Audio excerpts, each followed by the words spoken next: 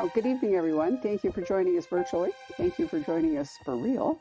Very excited to have Scott with us tonight. And this is an interesting event because after this whole event was set up, the supply side, which I've written to you about, is extremely vulnerable, has changed. And so Scott's book is actually not publishing till next Tuesday.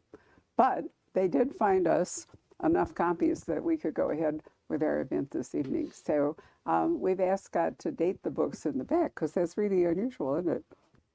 It's what's really unusual, Barbara? The fact that you're here a week before your book is publishing. Date? Yeah, that's the problem was that Grand Central was very optimistic, even though the bindery kept saying, you know, we don't know when we're going to deliver books.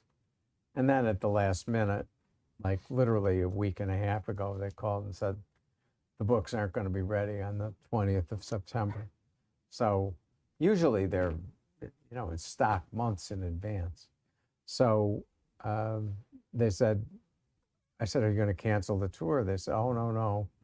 It was too much work to set it up, and all these bookstore owners have kindly made themselves available. So you're going to go out and do the tour, but the pub date won't be till a week later. So I mean, I've never heard of this before. No, it actually, you might be, do you know why there are national laydown dates? I do know why there are national laydown dates. At least I have my interpretation of it, which is, I think it's all driven by the New York Times bestseller list. No, it's a really interesting, I'll bore you with it for a few minutes while we get started here. You have to be in business as long as I have before you know what happened. In the very early 1990s, the Northern California Bookseller Association sued the American Bookseller Association, American Bookseller Association sued on behalf of them, the major publishers, and said, because at that point, Barnes & Noble was the other big, Amazon wasn't really in gear, right? So it was independent bookstores versus Barnes & Noble, and the thesis of the suit was that because orders ship out of warehouses on the go to loading docks in terms of the size of the order. So the biggest orders are out there first, and they ship first, and the little guys come afterward. And what they said was that Barnes & Noble, because the orders were so big, got their books on Thursday or Friday and had the whole weekend to sell them. And the independent bookstores came along afterward and had lost the weekend sales and could not compete. So they actually won the lawsuit. After that, Penguin did not go to the ABA stuff for like 5 years because it was such a schism. So the solution was, before there were all these sophisticated shipping systems, that they would make the date that big books would light on Tuesday so that everybody would get their books on Monday and nobody could have the weekend advantage. But now it's completely obsolete.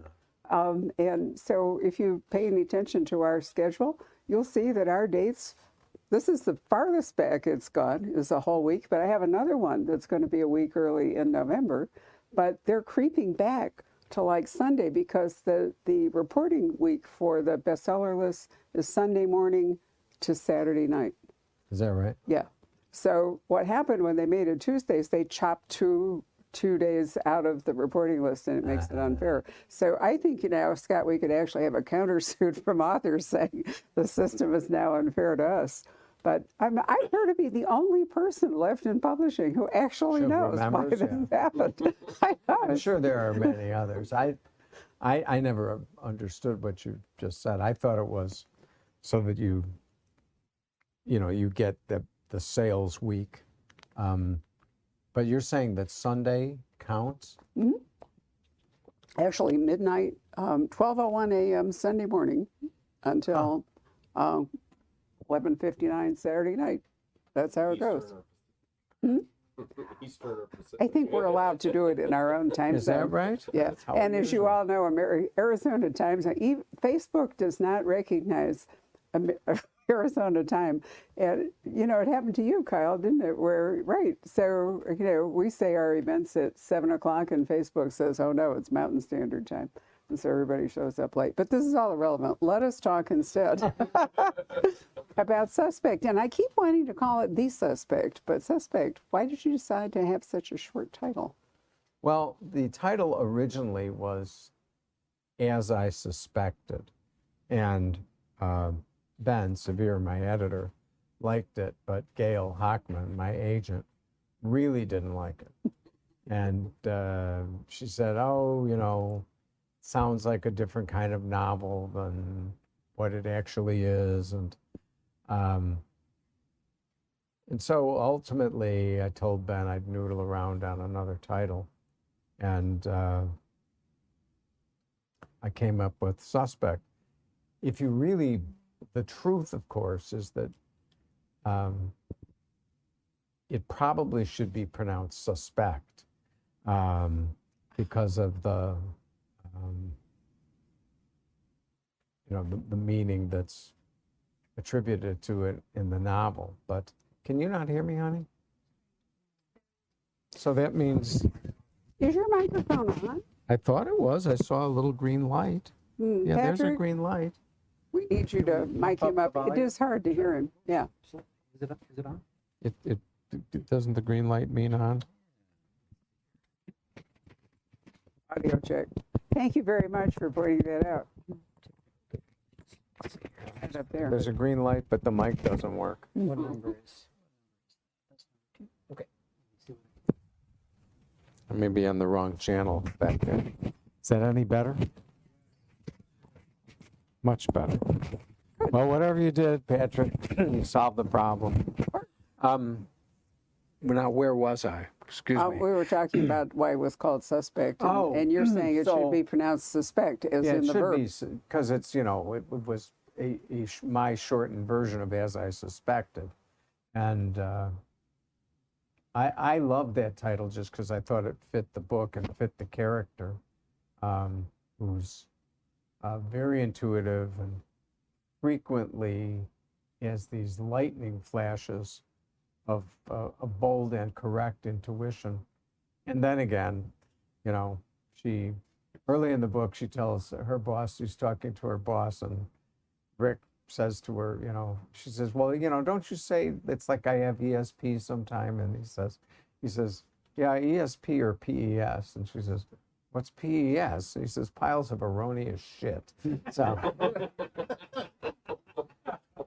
the As I Suspected is the, you know, she remembers her moments of triumph, but not the frequent moments when she blunders and goes awry. So she's self-editing as she goes along, right? Yeah, Right. like So all of we us. last saw Sandy Stern in the last trial, which you and I talked about in May of 2020, if I remember right. Right. And, you know, the last trial was intended to be Sandy's last trial. It was. But you've done an interesting thing in that you fell in love with a character in Right. that book who Right. was not a major player, but Right. becomes the lead in this book. Right. Right. Well, Pinky Granum, I could be a little arch and say that she made her first appearance in The Burden of Proof because her mother in The Burden of Proof, which was my second novel, was pregnant with her at that time. And Kate announced in one of the early chapters that she was pregnant. So, and that child turned out to be Pinky, who was a very difficult, uncooperative child with a tense relationship with her mother. But she had the one person in the family with whom she was really close was her grandfather, Sandy Stern. And they're very different people. Neither one of them can understand, you know, why they love each other so much, but they do. So Pinky has failed at a number of different occupations, and she's gone to work in her grandfather's law firm. And when this trial, the last trial, begins, he looks down the defense table where he and his daughter, who are the two lawyers, are seated, and then he's relieved to see that Pinky has actually shown up because there have been many occasions where she doesn't. And that was, I did it almost, as a joke. And I had no plans at all for this paralegal character. And you always know a novel is going well when the character emerges who, as I like to put it, runs away with the book. Somebody who finds a role for herself or himself, which defies all of the author's expectations. And Pinky was that character in the last trial. And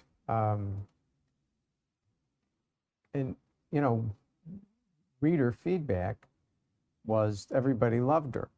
And I, of course, thought she was funnier than hell. And because she's brash and impolite frequently. And, but in that case, she was very correct in her intuitions about things. So, and I got this idea. I said, well, what if I write a book about her and her point of view? And it was, it was sort of a challenge to me, because I was talking to somebody from the BBC this morning, and she asked me, had I ever written a novel before without a lawyer as the protagonist, leaving aside the string of unpublished novels that I wrote, in my early 20s. And I realized that when she said it, I never have. Yeah. So but I literally never realized that until today. But that obviously was part of the challenge when I said, this will be different. The one thing, of course, that was very different is writing about somebody who's 40 years younger than you are. Yes. Is a big leap. And a different gender. Yeah, well, that didn't bother you as much, or wasn't as first of all, difficult I've as the written age? from the point of view of women before, and obviously there are great differences between the genders, but I've never found gender to be that big an obstacle, but I thought age was, like stepping onto the surface of the moon. And, but it was fun. And I started writing, and it was coming out in the first person. And I'm like, wow, I mean, I'm going to try to emulate the voice of a 30-year-old. This sounds pretty daring.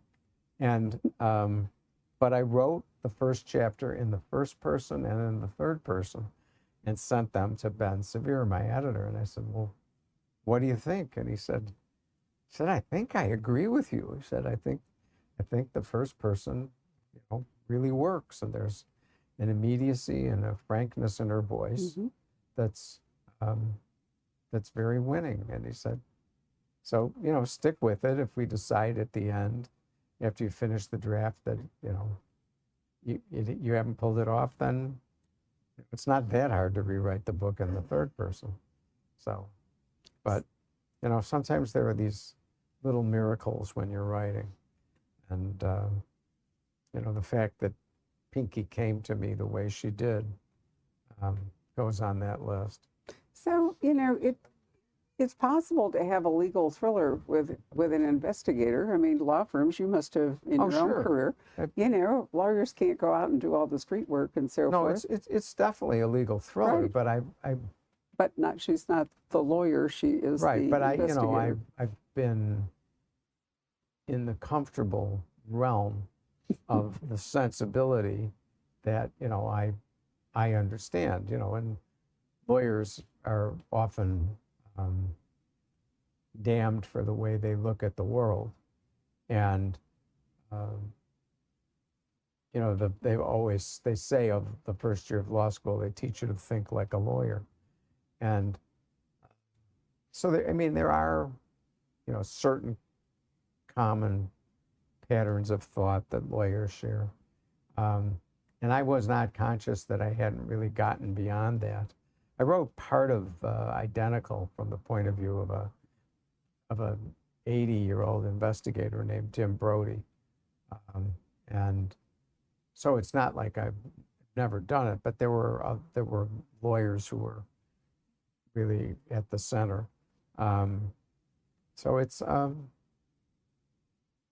yes, and I mean this is definitely a book with the law at the center. Yeah. You know, Lucia Barrera Gomez, the police chief in the town of Highland Isle, has been accused of extorting sexual favors from 3 of the officers on her police force in exchange for promotions. And there's a police disciplinary hearing where these charges are going to, be aired publicly. And so, I mean, there are lots of trial scenes, You bet. as it were, albeit not in a traditional criminal courtroom. Well, sextortion is an interesting word, and in your way, you sort of flipped the Me Too thing Yeah. on its head, which I thought was particularly because mostly we think of sextortion, we think of the opposite Right. genders. So I did think it was fascinating that it was the 3 male cops in Yeah. in the female police chief where this is in play. Not unprecedented when I did my research, but No. Nonetheless, it was. I of course, I thought it was interesting in itself, because when you flip genders Mhm. in a lot of these Me Too situations, things do start to look different. And,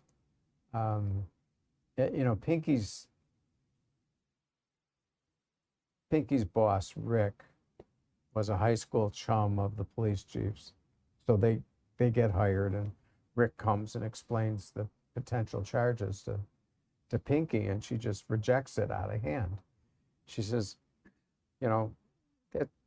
how is she going to force 3 guys who are a head taller than she is and each armed with a .38? And she just won't believe it from the get-go. And it's a lot of these things do read differently when you change genders. It used to be that rape trials were largely about the credibility of the complainant, or there were witnesses and all, and now forensics have made that less true because, there can be evidence and so forth. But in a situation like this, it really does largely come down to the credibility of the people involved. There's almost no way forensically to prove what has happened. Yeah, well, it's a he said, she said case. Right. And of course, it turns out there's some additional evidence that comes to light, and the security system around the chief's house has been capturing more video than anybody was aware of. So in the background, there probably lurks a reason for this. If the cops, if it's unlikely this happened, then as a reader, you can suspect that maybe there's something behind it, right? And of course, fortunately, there's a murder. So, all those good things that we... Eventually, there's a Yeah, murder. right. Like to... Well, fortunately, it was a poor choice of words. I apologize. No, I should have. But, it does... You have to have high stakes, to make,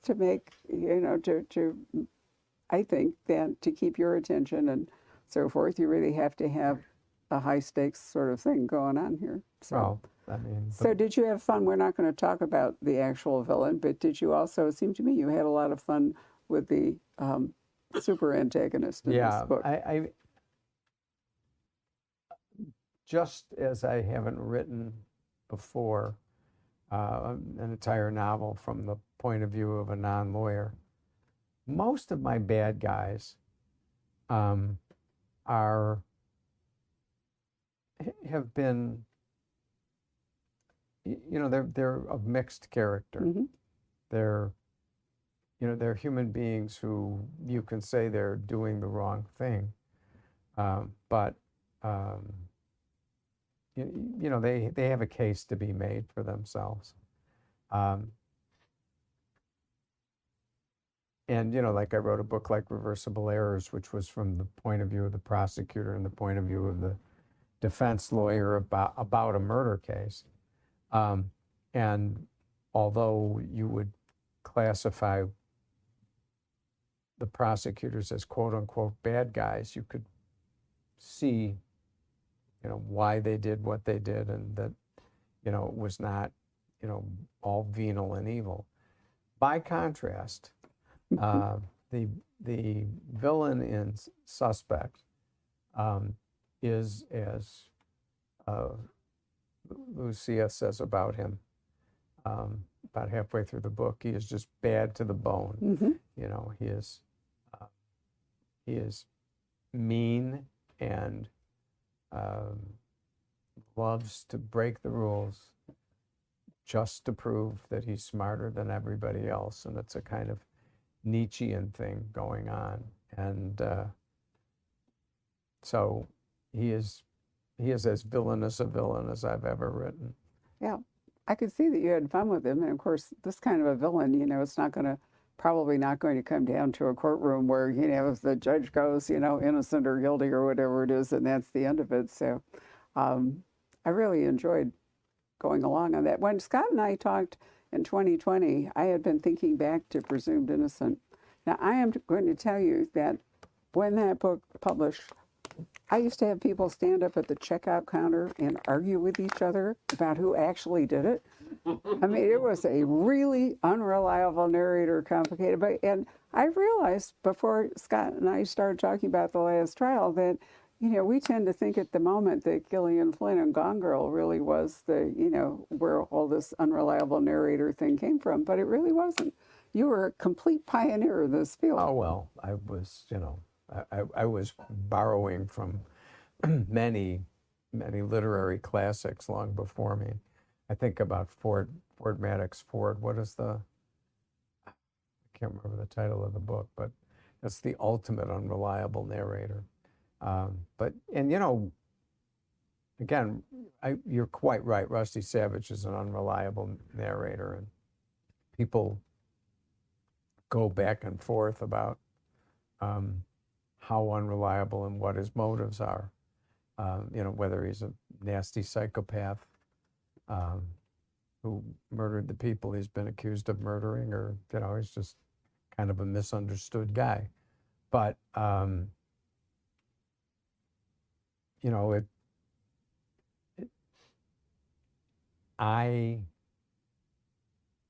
did perceive him as unreliable because I knew he was withholding information from the readers deliberately. But the degree to which, like I said, there are people like Marcia Gay Harden played Barbara in the film version of Innocent, which was the sequel to Presumed Innocent. And she hated Rusty. She was convinced that he was, like the villain and Suspect character I call the Ritz, that Rusty is bad to the bone, and that, he's just pulling the wool over everybody's eyes and always has. So when you wrote Presumed Innocent, did you always know how it was going to play out at the very end and write towards that? Or did that arise as you wrote the book? Did it begin to come together that this was the way you were going to end it? Well, I'm trying not to spoil it in case there's anybody here who hasn't actually read it. What happened with Presumed Innocent is I got to a certain point in the writing and then I stopped. And I stopped for a variety of reasons. One was because I still had all of the graduate school stuff in my head about, the purposes of the novel. And I realized this was turning out to be a mystery novel.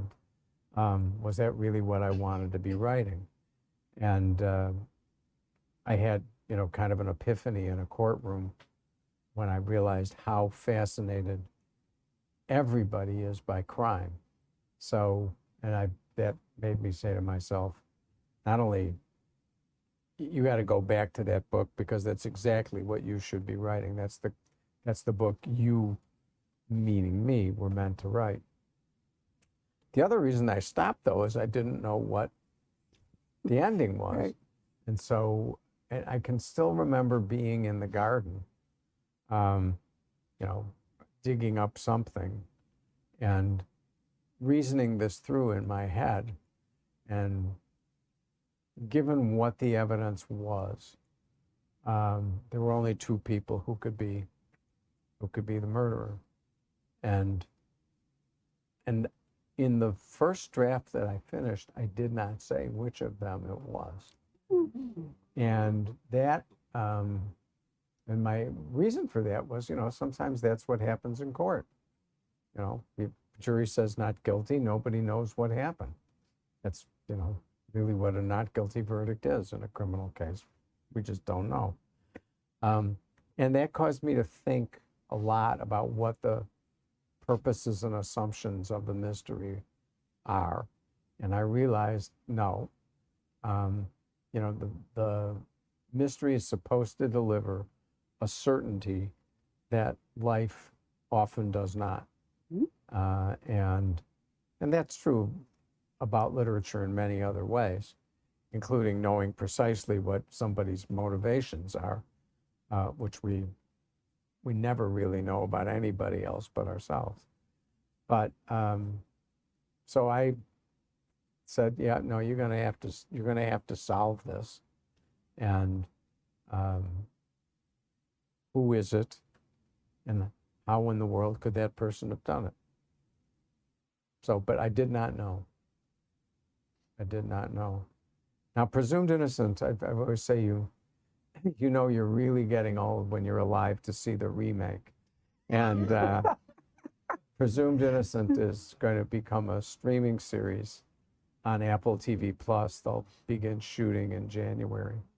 And 8 episodes, and the powerhouse Hollywood team of J.J. Abrams producing and David Kelly writing. And I told David when I read the pilot script that even I was shocked by the ending of the pilot.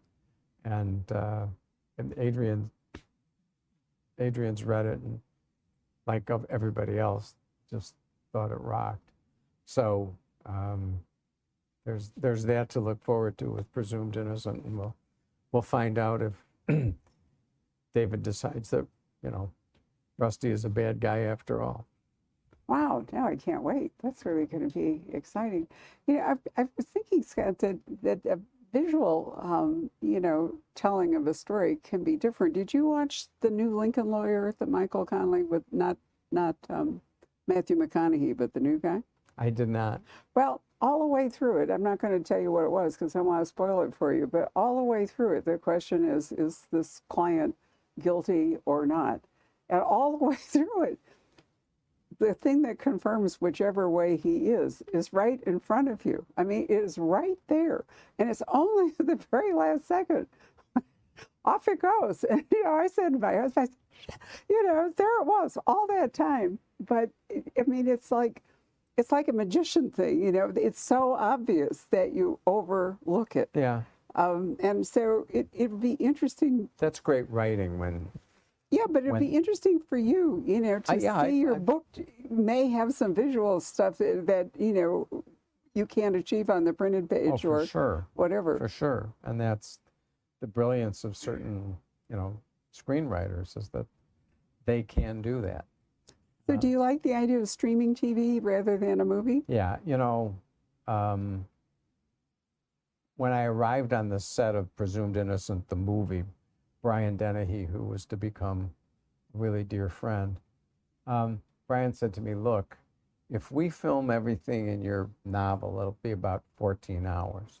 And we'll be lucky to get 2 hours from the studio. Because of course, the studio wants to keep the movie at a certain length so they can cycle through the popcorn buyers and the ticket buyers. And he said to me something that nobody had said before, but he says, you know, a movie made from a good book is no more than an abridgment. Yeah. And it's as good as a good Reader's Digest Exactly. abridgment is, because of the amount that's left out. So the reason that the streaming world has become, you know, the best place for adaptations of novels is for just that reason. And because you get the amplitude, Right. you know, the space in time to develop characters in a way that a novelist has developed them. And, you know, yes, I love it. I think it's great.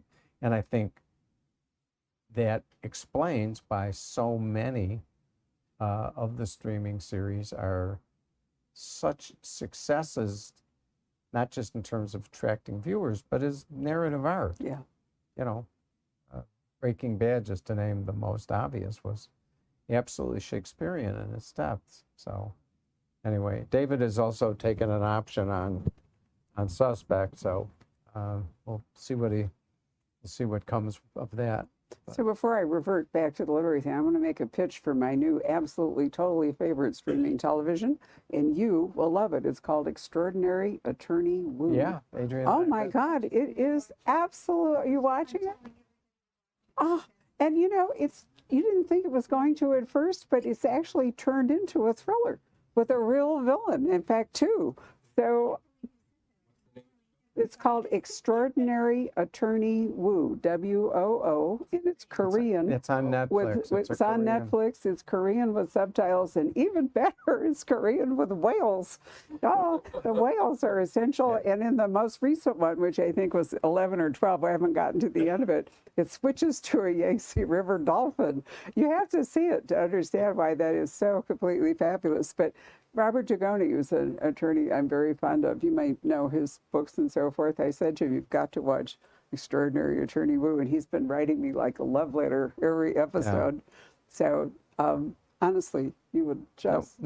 we started watching it. I also have to say, the Extraordinary Attorney Woo is autistic. And the young actor who plays her is remarkable. She's luminous. Just I hardly ever remarkable. use that word about a person, but I think she is truly luminous.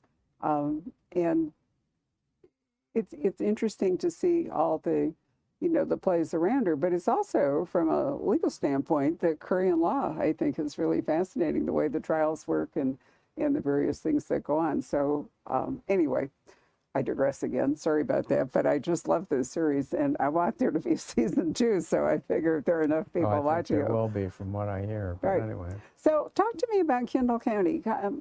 Scott and I are both from the northern suburbs of Chicago. Winnetka, where I am, you lived in Winnetka. Now you're living north, I guess. yeah, you still live in in Winnetka? Evanston. Oh, in Evanston. Yeah. Okay. Did you go to New Trier too? Yeah, sure. All right, and then we both went to Stanford.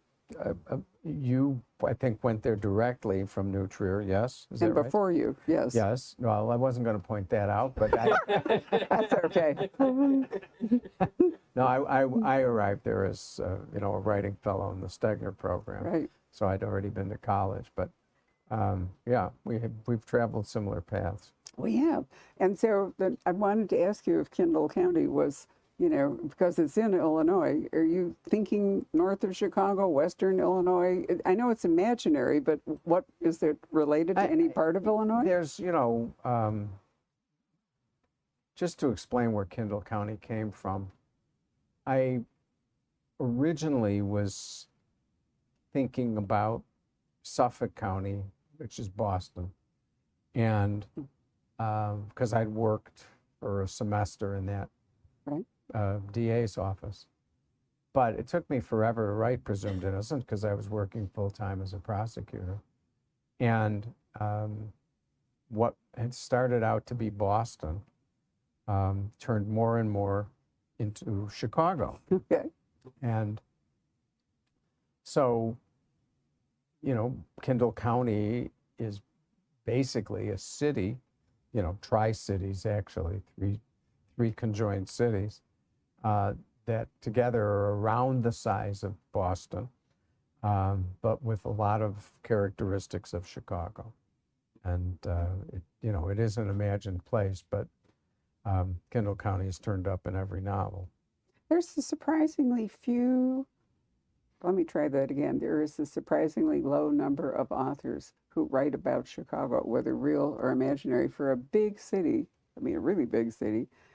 Boston, you trip over a writer on every corner, San Francisco, Seattle, whatever it is. There are so many cities that are dense with writers. And Chicago, to me, it's really fascinating, but it hasn't attracted as many authors. Maybe I'm just thinking of the mystery community, so I might be being unfair here. Yeah, you talk about Gillian Flynn, who's a Chicagoan, right?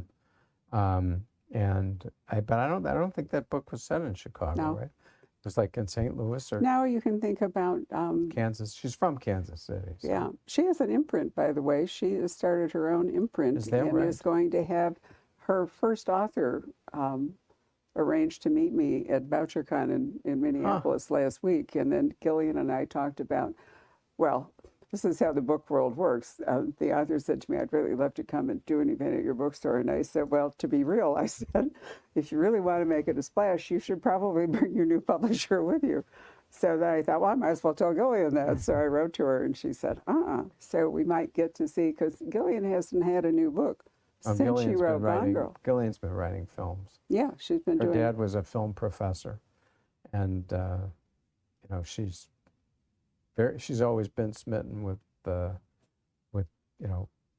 screenwriting, and so she'll go back to writing novels. She's too good at it not to. But well, I think being a publisher will be interesting for her, being an editor. That one takes me aback. I hadn't heard that. It's a company called Zando. And so I thought the whole thing was a complete surprise to me, but there I was, so I thought I might as well listen to it. She and Dennis Lehane did an event together for us last year on Zoom. And part of it was, in fact, talking about, books to screen, or because Dennis, as you know, has gone so into screenwriting himself. Right. I have never met him, but I think he's just a phenomenal writer. He really is, and he has a new book coming out in April, which it's been a long time since Dennis has. I'm trying to remember how long it's been. They did a 25th, and was it 20th anniversary of Mystic River, Patrick, or 25th? I've lost track. Mystic River. That's why we did the event with Gillian and Dennis, and I'm trying to remember. Okay, To name drop in the extreme, the person who told me you got to read Mystic River was Stephen King. Yay! We were sitting next to each other on a bus for this goofy rock band that we're both members of. The Rock Bottom Remainders. And he was reading The Galley, and he was just going, "You've got to read this book. You won't believe this book, Turow. You just won't believe this book." So. Well, is there anything else we should talk about, suspect, or would you like to have questions from the audience? Sure, I'll take questions. I think the only other part of the novel is that, and I mentioned this more for the people who are watching, is that there is, since we've mentioned a lot of Hollywood stuff, there's sort of an A and a B story in this book. The B story is that Pinky, literally from the first line of the novel, is trying to figure out what's going on with her very strange next door neighbor in the apartment building in which she lives. And she, again, because she puts such great stock in her own intuitions, is convinced that this guy is either a hitman or somebody in witness protection. And she's literally spying on him, trying to figure out what's going on with him. This is sort of her sidelight when she comes home from work. So I did have one other question, and I don't mean it to be political, but we've talked about everything else I had notes on, but I did ask myself the question, did you make the Highland Isle police chief, Lucia Gomez Barrera, Hispanic to up the stakes? Is the fact that she, does that make it in a Me Too situation? Does it add to it, subtract to it? Doesn't matter? Well,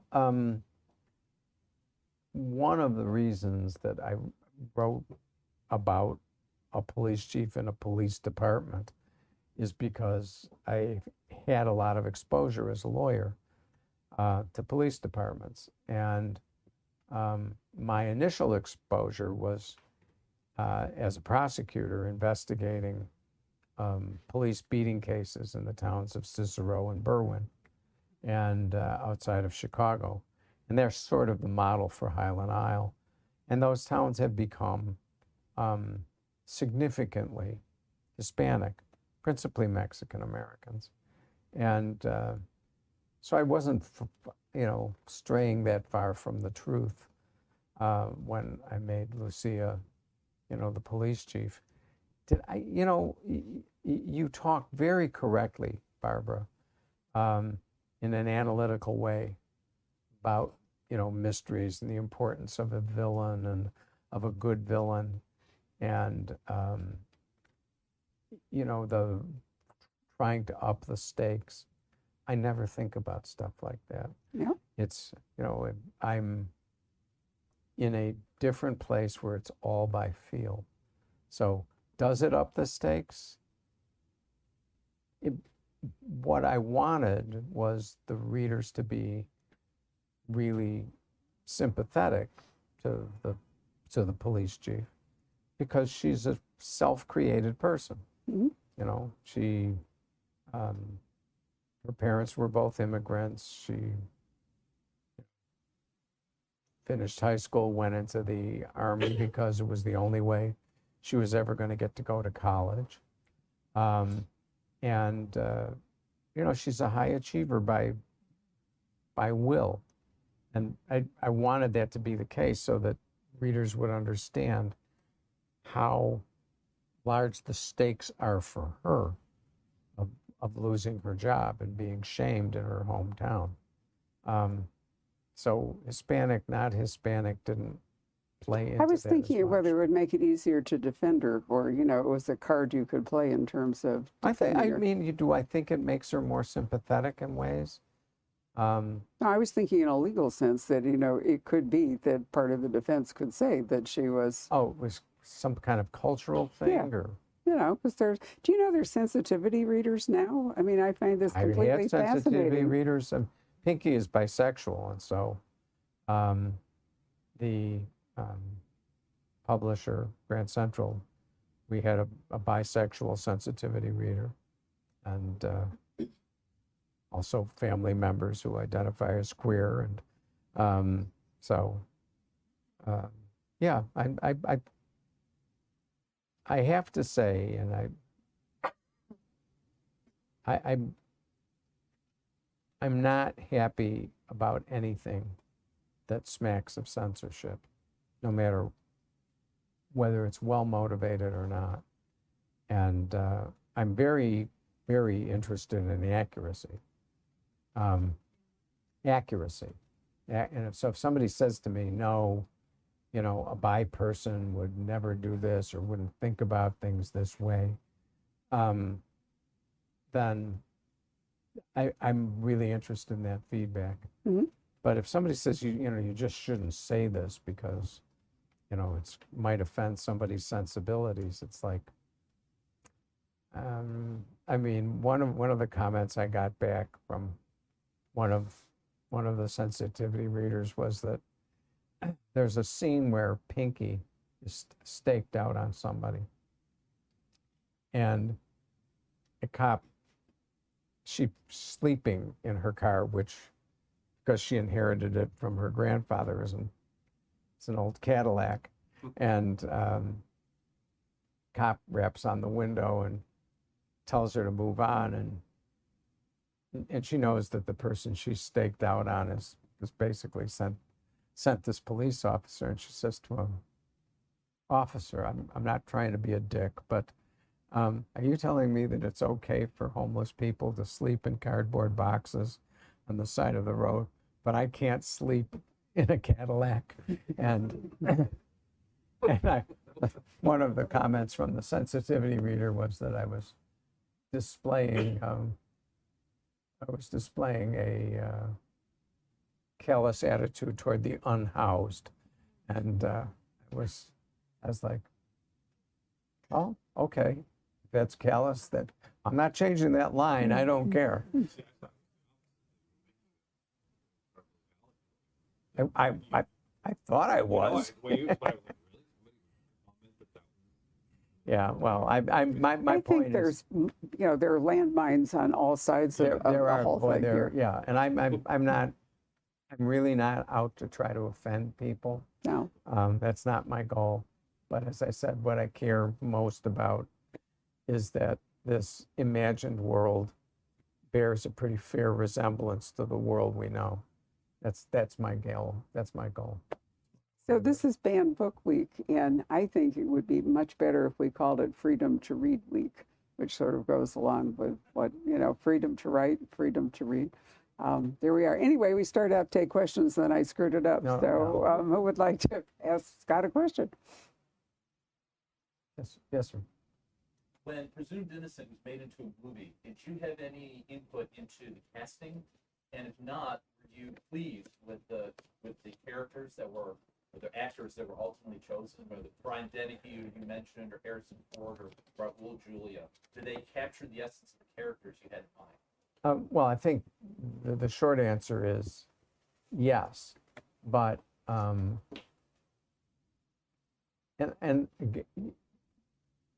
just to be brutally honest, the least important person in the adaptation of a novel for the screen is the person who wrote the novel. They really, you have no functional role any longer as far as they are concerned. And so whatever consultation takes place is taking place as a matter of courtesy. So when I talked to Sidney Pollack, who had bought the rights to Presumed Innocent and produced the movie, he and I were talking about, I said, who do I want to play Rusty?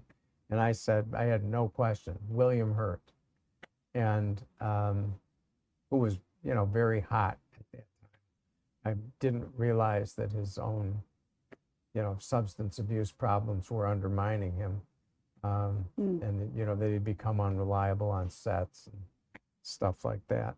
But that was what the conversation was about. Alan Pakula, who directed the film, was desperate for Tom Berenger.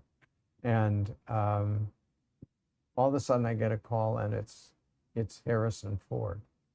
And at that point I'm thinking about Han Solo.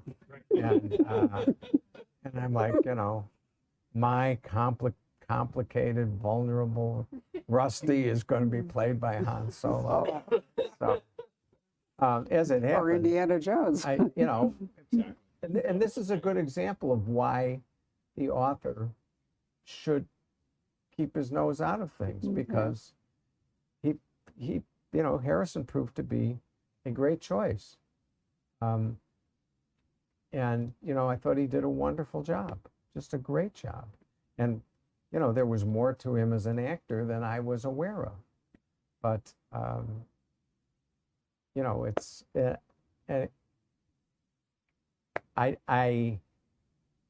Raul, of course, did not bear any physical resemblance to my Sandy Stern. And when I was on the set, he kind of apologized to me. But the fact of the matter is that he was my Sandy Stern, in the sense, that the suaveness, the magnetism. I thought he was terrific in the role. And of course, it was a great loss when he died. So, not all that long after that. It's pretty awesome that Harrison Ford is making another Indiana Jones movie. He is, yeah. He's almost now. He's actually my age? He's 80 anyway, and good for him. Clint Eastwood, didn't he just at 90? Didn't Clint Eastwood appear in something fairly recently? So, these guys, serious actors with long careers. Yeah. Right. Who else would like to ask? Patrick, are there any from the virtual audience? There's a question for voice from the past. How are you? I'm doing just great. Doing just great. Earlier you mentioned something about this novel actually being fun. Was this the novel that you had the most fun with, or could you tell us which one you enjoyed the most? And why? That is a great question. B, I'm really glad to see you. I'm glad to be seen. I understand.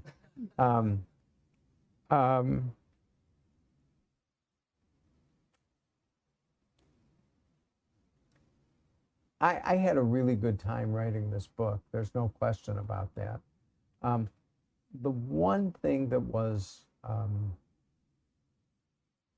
that sort of dimmed my pleasure was this anxiety about whether I was getting it right in writing about somebody who was so much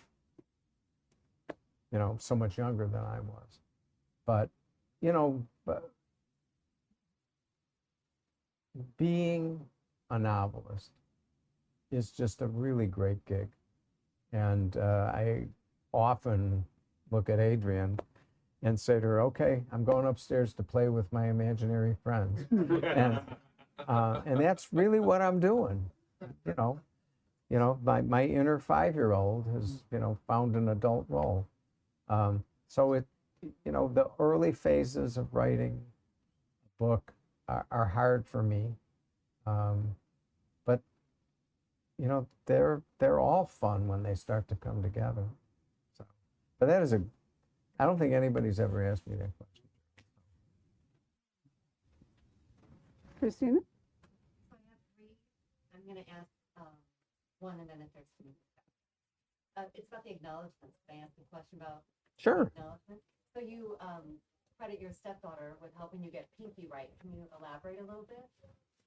Well, among other things, my stepdaughter is very close to Pinky's age. So beyond that, I don't think I'll go in this venue, although, but she was very helpful. Next question. Thank you. That was a good short answer. I can put it in then. It's a craft question. How do you know when you're done?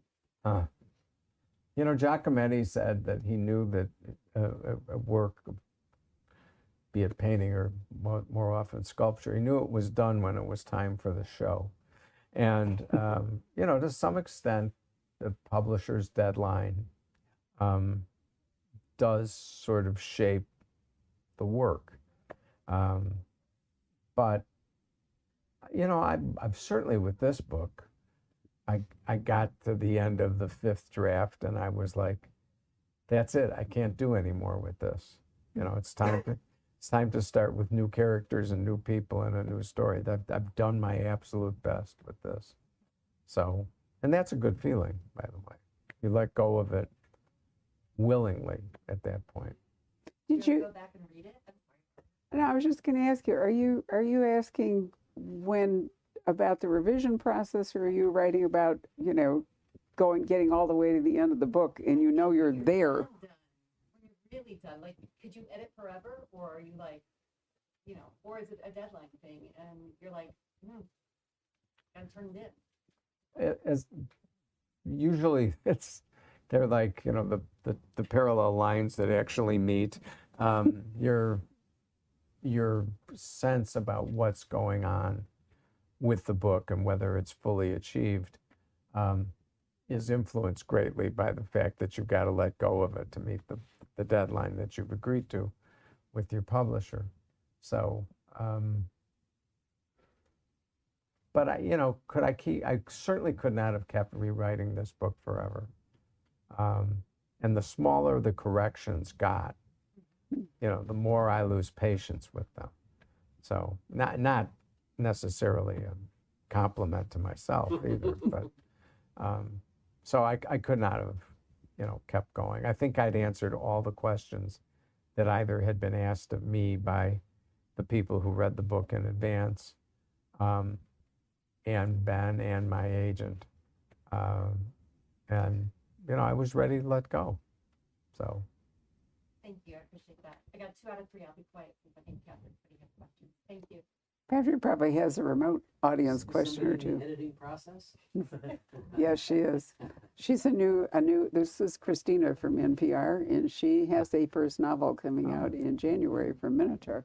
She won the Congratulations. Tony Hillerman Prize. Oh, wow. Yeah, so, yay. I'm familiar with the prize.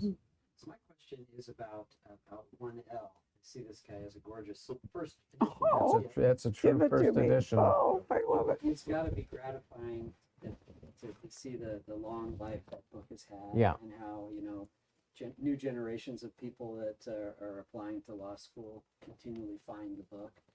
Can you talk about your relationship with the book now? How do you feel about it looking back, your first child, and also maybe about the transition from that book into your first novel? Yeah.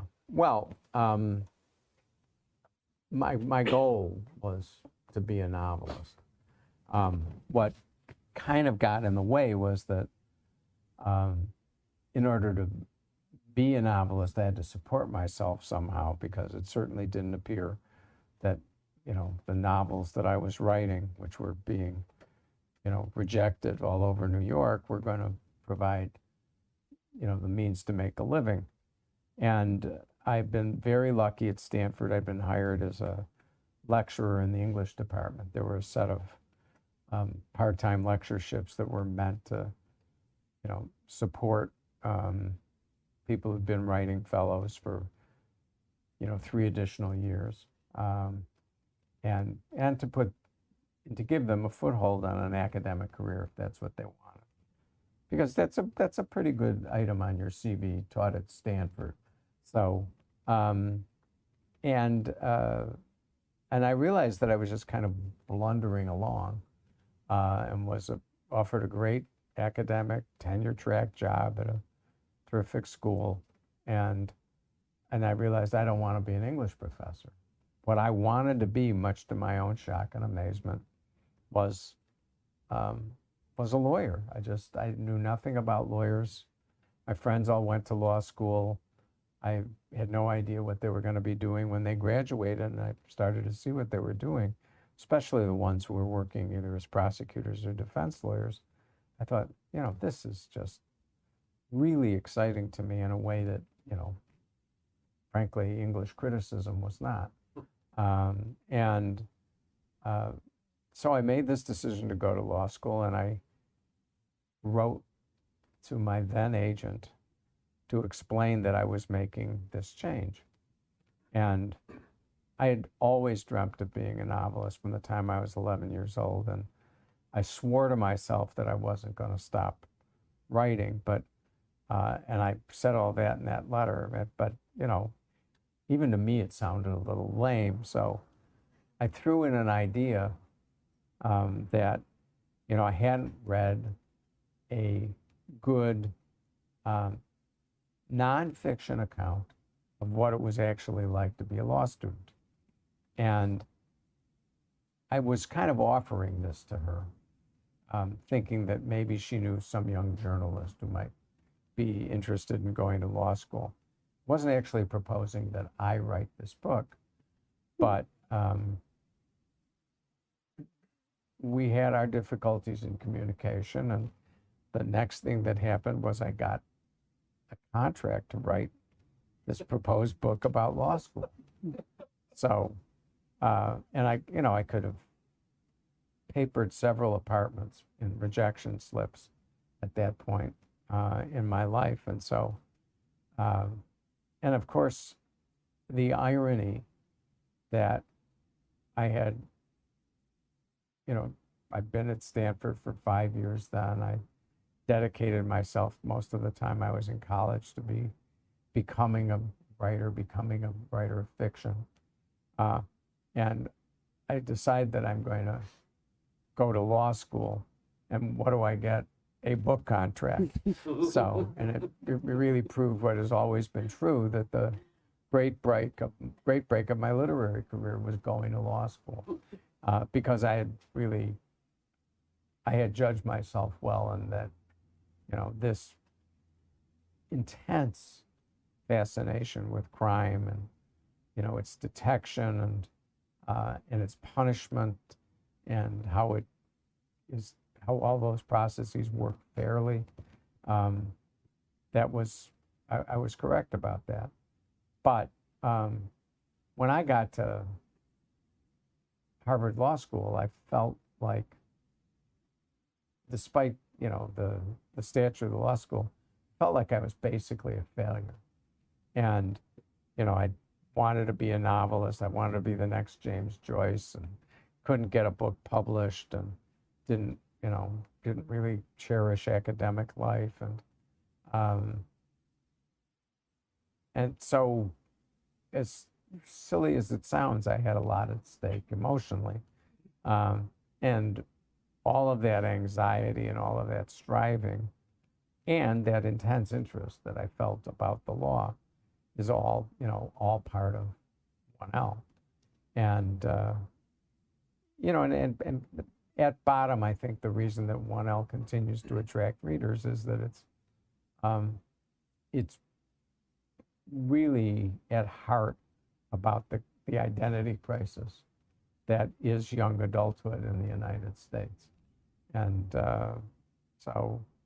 and even though law schools are truly kinder and gentler now, certainly, Elena Kagan, before she became Solicitor General and then a justice on the Supreme Court, she really whipped Harvard Law School into shape, and told the faculty basically that you may think this place is about you, but you're wrong.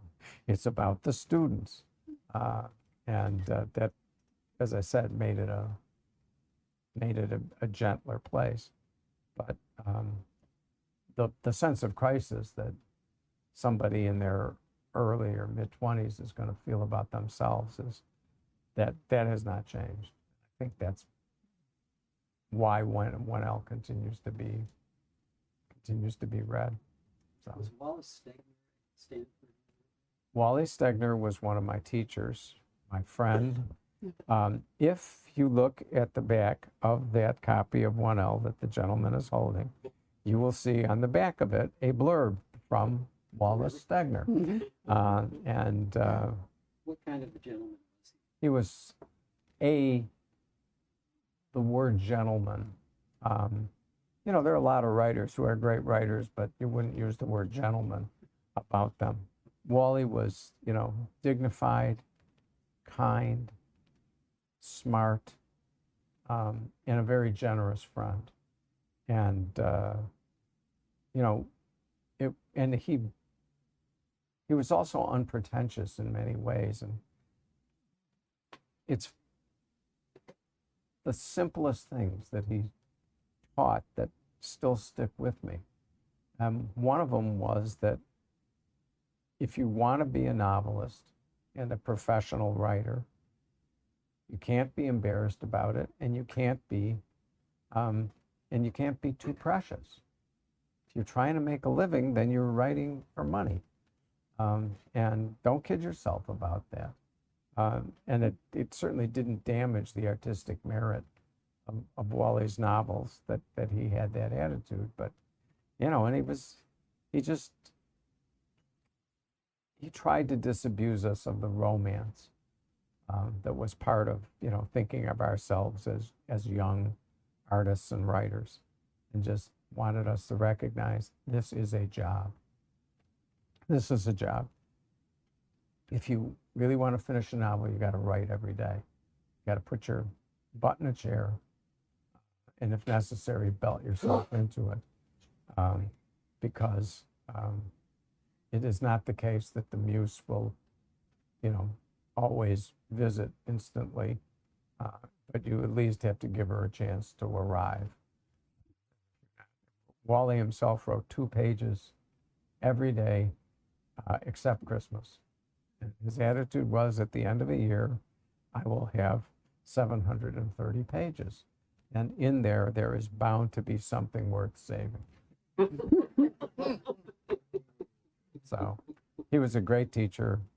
He was very disenchanted with Stanford at that point, for reasons that history has borne out.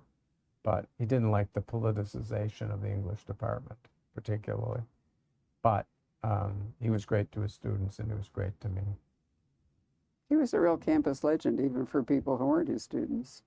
Yeah, he was a great teacher. Yeah. And of course, a great writer who really managed to combine those careers. Anything else from you? Can you just talk for a minute about making the transition from 1L? Oh, but going back to Momentum on that into your personal. I mean, 1L obviously depended a lot on what I had learned about narrative as, you know, a writing fellow and lecturer in the English department at Stanford. But I never gave up writing fiction. I never gave up thinking of myself as a novelist. But I lacked until, you know, that moment in that courtroom in Chicago was a sense of destiny as a writer, that something that was big and important to me that I wanted to write about. And once I discovered the law, and the criminal law in particular, then I had my subject. So, and that of course made the writing of fiction much easier when there was, you know, when you're sitting down, even if it was 30 minutes a day, there was always something I wanted to write about. So. Do you think it was the lack of that made those earlier works that you wrote didn't resonate or were rejected? Well, I mean, I think the last book that the last of my unpublished novels was probably good enough to publish, but it was ill-timed. It was kind of a hippie novel that I didn't finish till 1974, and everybody in America was sick of hippies by then.